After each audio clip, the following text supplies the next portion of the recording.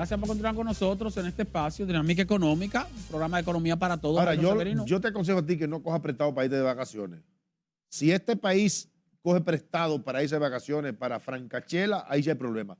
Ahora, el gasto corriente, tú sabes que, bueno, los economistas también hablan de que el gasto corriente al final también es un dinamizador de la economía. Porque, claro, dice, bueno, ahí está el gobierno cogiendo prestado para terminar la extensión de la línea del metro hacia los Alcarrizos. Eso no es gasto corriente. No, eso es gasto de capital. Exacto. Ok, pero y lo del teleférico es gasto de capital. Ajá. Cuando hacen una avenida, una circunvalación, es gasto de capital. Bien. Un puente, Muy bien. una presa, Continúa. Monte Grande. Muy bien, sí. Ok, lo que pasa es que, como tú dices, cuando tú neteas, tú dices, bueno, si el gasto de capital en este momento está por debajo de un 13% más o menos, ¿verdad? 13% que está el gasto de capital. O sea, de cada 100 pesos que el gobierno gasta, apenas 13 Es para inversión. Es para inversión. Bueno, pero ¿cuál es la realidad dominicana? ¿Cuál es la capacidad que tenemos nosotros? Y tú iniciamos el segmento anterior hablando sobre la necesidad de una reforma fiscal. ¿Cuáles son las opciones que tenemos nosotros para mejorar el ingreso partiendo de una realidad? Los dominicanos se quejan de que aquí pagamos muchos impuestos, pero cuando tú buscas y lo relacionas con el PIB, parece que no. Sin embargo, la carga tributaria es alta. Sí, porque cuando tú hablas de tributario, hablas de todo lo que tú tienes que pagar para tú ser un ciudadano que te relaciona con el Estado y con todo el mundo, ¿verdad? Y todo lo que tú sacas de tus ingresos para aportarlo. Entonces, ¿cuáles son las opciones que tenemos nosotros? Porque, Delgado, la reforma al sistema tributario nuestro es un tema complicado porque nadie quiere ceder. Todo el mundo quiere mejoría en los ingresos. Tú planteas el problema. Ah, perfecto, pero dame la solución también. ¿Por dónde agarramos? Ah, que hay que ponerle impuesto a esto. Ah, pero yo no quiero porque ese sector es tal cosa. ¿Entiendes? Ah, que tenemos 220.000, 250.000 millones de pesos en exenciones tributarias. Ah, pero ¿y a quién vamos a tocar? ¿A quién vamos a tocar? Porque ese es el problema. Nadie quiere ceder. ¿Cómo tú vas a mejorar esa relación de carga tributaria respecto al PIB si tú no... Porque ¿de dónde nos vamos a agarrar? ¿A quién vamos a tocar? ¿Los combustibles? No, ya no aguantan más. ¿Vamos a quitarle las exenciones al turismo o a Zona Franca? No se puede. No se puede. ¿Vamos a ponerle impuesto a las medicinas y a la energía eléctrica? No se puede. Delgado, ¿qué tú harías en este momento? En términos para mejorar los ingresos del Estado. Plantea la solución también. Dale una solución al gobierno. Bueno, eso, me gusta eso, porque cuando el Partido Revolucionario Moderno estaba en la oposición, tenía la solución. ¿Pero cuál es la solución? Ahora que están en el gobierno, no tienen la solución. ¿Pero cuál es la solución? Fíjense eso, ¿eh? ¿Cuál es la solución? Cuando el PRM estaba en la oposición, tenía la solución. Ahora no la tiene. Y pasaba también con el PLD, que ahora posiblemente tenga la solución y no la tenía cuando estaba en el gobierno. Ahora, ¿cuáles acciones se pueden hacer? Ya yo mencioné una. Incluso la escribimos en el periódico El Dinero la semana pasada. Hay un trabajo interesante. ¿Por qué? Porque del 2019 al 2024, los ingresos del gobierno, señores, se han incrementado en un 40%, más o menos. Del 2019 al 2024. En 2024, la recaudación del gobierno es 40% mayor a lo que se recaudó en el 2019.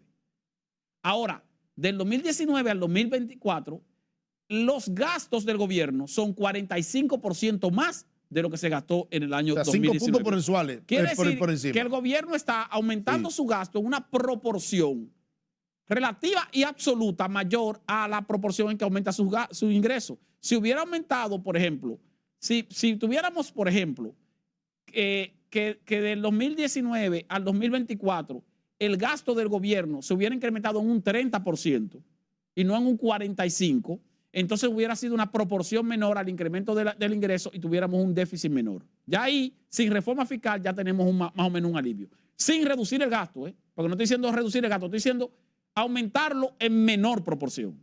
O sea, gastar más, pero no tanto como se está gastando. Porque tampoco podemos decir que no vamos a congelar gasto. No podemos congelar el gasto, tenemos que seguir gastando. Porque cada año aumenta la demanda de bienes y servicios en el Estado. Pero aumentar ese gasto en una proporción menor a la que aumenta el ingreso, por un lado. Por otro lado, las exenciones fiscales, es verdad que no se le puede quitar exenciones fiscales a los sectores que tienen exenciones fiscales. No, no se las quiten, pero hay que auditarlas. Hay que revisarlas. Sí. Hay que revisarlas. Sí.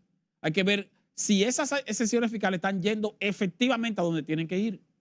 Tanto las que se le da al sector de generación de electricidad, al sector de turismo, al sector de zona franca, a todos los sectores. No le quitemos las exenciones fiscales, pero hay que revisarlas. ¿Qué tan efectiva es la fiscalización de las exenciones fiscales que concede el gobierno? ¿Qué tan efectiva? Y todavía no hemos hecho reforma fiscal. Y ahí se puede obtener otro alivio, sin reforma fiscal. Sí. Lo otro es la informalidad. Nosotros tenemos ciertamente una situación de que tenemos un 56%, 57% de informalidad. Quiere decir que hay un 56% de negocios pequeños, micro, lo que usted quiera, que no pagan impuestos sobre la renta. No voy a decir que no pagan ITEVI, porque sí pagan ITEVI, porque el ITEVI se paga, todo el mundo paga ITEVI, pero no pagan impuestos sobre la renta. Imagínese usted entonces que tú tengas una formalización de una proporción. No vamos a decir que tú vas a hacer que de ese 56% la mitad se formalice, pero vamos a suponer que 5 o 6 puntos porcentuales se formalicen, que en vez de ser un 56 sea un 50. Ya ahí tú tienes también más ingresos sin reforma fiscal. ¿Es difícil? Sí, es difícil, pero para eso es que elegimos a los gobernantes. Para eso es que nuestros gobernantes hacen campaña cuando son candidatos y dicen que tienen la solución. Para que cuando lleguen al poder, entonces no se declaren impotentes, sino que digan, no, yo vengo a resolver. Impotente porque yo dije, cuando yo estaba... Incompetente. Bueno, impotente, incompetente, porque impotencia también. Incompetencia e impotencia. Entonces, no, espérate, no. Cuando yo estaba en la oposición, yo dije que iba a hacer esto. Sí. Y yo lo voy a hacer. Sí. Y ahora no, que mira, que espérate, que tú no haces. No, yo dije que lo iba a hacer y lo voy a hacer. Entonces eso es lo que tenemos que reclamarle a nuestros gobernantes. Y lo otro es, Jairo, que la revisión de nuestro sistema tributario tiene que implicar un sacrificio para todos. Y cuando decimos para todos es que los sectores productivos van a tener que sacrificarse. Los consumidores vamos a tener que sacrificarnos. Pero el gobierno tiene que sacrificarse y por eso yo hablo de que el gasto no puede aumentar en la proporción en que está aumentando actualmente. Tiene que aumentar, pero tiene que aumentar menos. O sea que también el gobierno tiene que sacrificarse.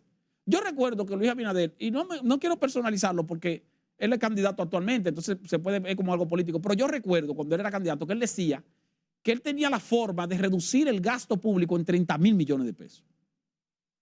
30,000 millones de pesos. No solo no ha podido reducirlo en 30,000 millones de pesos, sino que tampoco lo pudo congelar el gasto. Y no solo tampoco lo pudo congelar, sino que lo ha aumentado. Y no solo lo ha aumentado, sino que lo ha aumentado en una proporción mayor a los ingresos. ¿Por qué? Porque es difícil. Tú lo dices de la oposición, pero cuando está en el gobierno no es difícil. Es difícil. Y ciertamente no se puede reducir el gasto. No se puede reducir el gasto. Lo que hay que hacer es aumentar el gasto en una proporción menor. Mira, por ejemplo, te voy a poner un ejemplo sencillo. El gobierno anunció que le iba a entrar un dinero del asunto de la reforma del contrato. Del contrato de Aerodón. Pero anunció que eso se va a incluir en los ingresos de este año. Pero también lo incluyó en los gastos de este año. Quiere decir que aumentó sus ingresos y aumentó sus gastos en la misma proporción. Cuando debió decir, bueno, yo voy a aumentar los gastos también, pero no lo voy a gastar todo, sino que lo voy a gastar una parte. Porque entonces ya tuviera más o menos estrechado un poco. Pero no, lo aumentó en la misma proporción. Quiere decir que no hubo una acción tendente a reducir el déficit, sino una acción tendente a aprovechar ese ingreso para gastarlo. Entonces, claro, yo tampoco estoy de acuerdo con que digan, no, mira, ese ingreso eso va a ingresar y lo que vamos a hacer es bajar el déficit, pero no vamos a aumentar. De manera total no. No, de manera total no, porque tú decías, bueno, pues eso es como tirar el dinero, bueno, tú lo vas a tirar a la nada. Porque no es así. Pero sí hacerlo en una menor proporción. Un año especial, tú sabes. Y es como te dije, nosotros lo pusimos de ejemplo así mismo en el periódico El Dinero. No en la edición de esta semana, sino de la semana anterior. Donde decíamos, imagínese usted que como tenemos un 40% de ingresos más que en el 2019, imagínese usted que nuestro gasto hubiera aumentado también, pero no en un 40%, sino en un 30%. Hubiéramos tenido un acercamiento entre ingresos y gastos y se hubiera reducido el déficit. No se hubiera eliminado, porque no se va a eliminar nunca, sino que se hubiera reducido un poco y al reducirse un poco tenemos menos necesidad de endeudarnos. Nos endeudamos menos, porque en la medida en que nos endeudamos más, vamos a tener que pagar más intereses. Y ahí es donde está el problema. Ahora mismo la trampa está en eso, Jairo. No en el monto de la deuda, sino en los intereses de la deuda. Sí, que es un problema grave. Grave. Hemos logrado posponer, aún así, hemos logrado posponer el pago de algunos intereses y el vencimiento de deuda. Eso, por un lado, alivia, porque eso es como dejándole la carga a los que vienen después. A los que vienen después. A los que vienen después. O sea, defiéndanse ustedes como puedan. Bueno. Vamos a una última pausa. Cuando retornemos, volvemos con el último segmento de Dinámica Económica.